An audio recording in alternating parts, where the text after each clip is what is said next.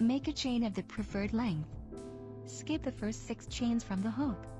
Insert your hook in the 7th chain and work half double crochet.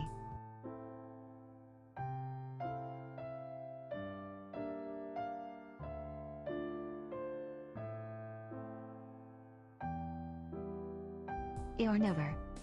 Work half double crochet in front of the first half double crochet stitch.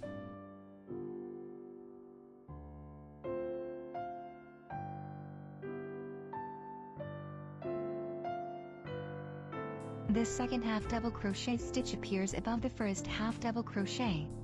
Chain 1 stitch and repeat the preceding steps, creating the next 1/1 half double crochet cross.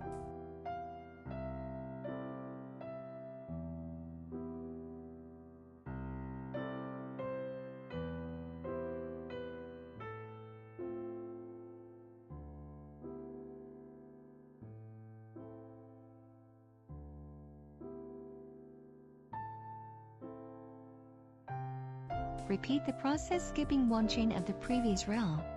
Chain 1 stitch among the groups of 1/1 half double crochet cross stitches.